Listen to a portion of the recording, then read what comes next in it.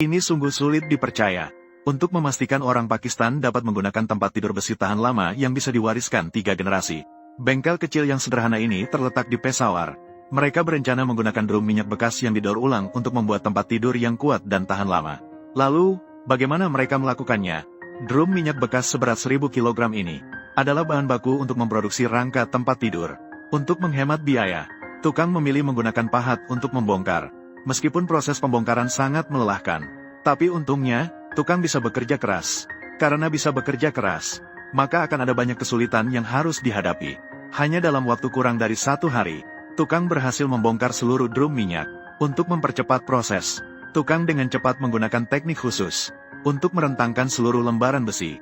Meskipun pekerjaan ini sangat menguras tenaga, namun, gajinya tentu juga sangat rendah, karena lembaran besi yang dibongkar tidak rata.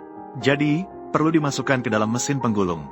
Di bawah tekanan kuat dari rol mesin penggulung, bagian yang tidak rata pada lembaran besi akan sepenuhnya diratakan. Karena permukaan lembaran besi masih melekat banyak cat. Jadi, perlu juga untuk memasukkannya ke dalam larutan asam sulfat dengan konsentrasi tertentu. Rendam selama 10 menit. Setelah direndam, cat pada lembaran besi sudah sepenuhnya terkelupas. Setelah tukang mengangkatnya, gunakan air bersih untuk menghilangkan sisa asam sulfat di lembaran besi. Selanjutnya, tukang akan mengambil lembaran besi yang telah diproses dan memotongnya menggunakan mesin pemotong menjadi lebar standar. Lebarnya kira-kira sama dengan lebar satu lembar besi. Lembaran besi yang telah dipotong akan melalui proses penggulungan lagi untuk memastikan tingkat kelurusan memenuhi standar.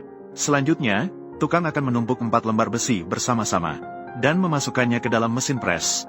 Melalui cetakan pipa bulat di kepala pres, lembaran besi akan dibentuk. Agar lembaran besi dapat dibentuk menjadi bentuk pipa dengan lancar, tukang perlu terus menyesuaikan posisi lembaran besi. Dengan cepat, dalam waktu kurang dari setengah hari, tukang berhasil membentuk lembaran besi menjadi bentuk yang mirip dengan pipa. Selanjutnya, tukang juga harus mengelas sebuah kepala tarik di salah satu ujung lembaran besi. Ini untuk mempersiapkan penarikan pipa besi. Setelah kepala tarik selesai dilas, tukang akan memasukkan kepala tarik ke dalam mesin penarikan dingin. Setelah mesin penarikan dingin dihidupkan, lembaran besi akan ditarik melalui lubang cetakan. Dengan cara ini, lembaran besi akan perlahan-lahan menutup dan menyempit.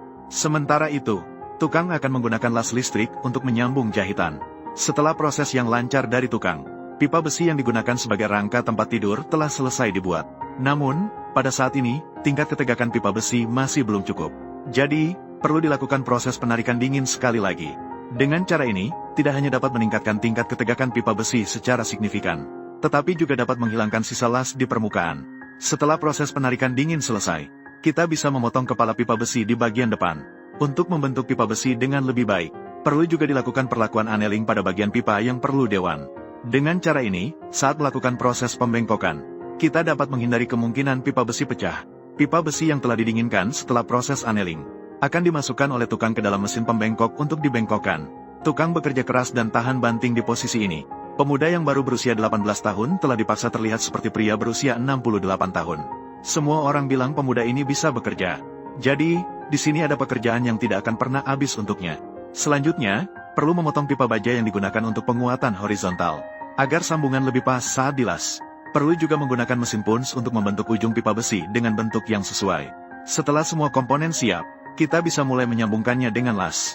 Tukang akan mulai dengan menyambung rangka kepala tempat tidur. Di sini tidak menggunakan alat bantu apapun. Hanya dengan pengalaman, ia dapat mengelasnya dengan sangat standar. Untuk menghindari terjadinya percikan api berterbangan selama proses pengelasan, tukang yang perhatian, Bamen, membuatkan pemuda pelindung wajah, masker las, dan bagian rangka tempat tidur. Mereka membuat dudukan cetakan khusus untuk pengelasan. Cukup dengan menempatkan bagian kepala tempat tidur dan rangka tempat tidur di posisi yang tepat, maka mereka dapat menggunakan las listrik untuk menyatukannya.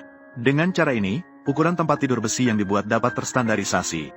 Setelah seluruh rangka tempat tidur selesai dilas, untuk memastikan rangka besi tahan korosi dan karat, mereka juga perlu menghaluskan permukaan karat dengan teliti, agar pelanggan merasakan ketulusan yang penuh.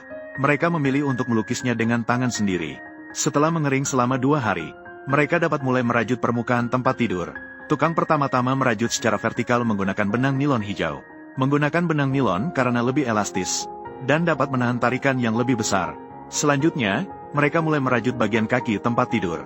Di sini mempertimbangkan alasan pelanggan tidak memerlukan ventilasi. Jadi mereka langsung menggunakan metode rajutan seperti jaring ikan. Tidak hanya terlihat bagus, tetapi juga meningkatkan stabilitasnya.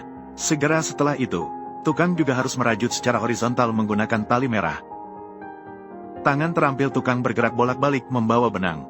Maka mereka merajut pola yang anggun dan menarik. Seluruh proses meskipun tanpa menggunakan gambar apapun, namun sudah terukir dalam ingatan tukang.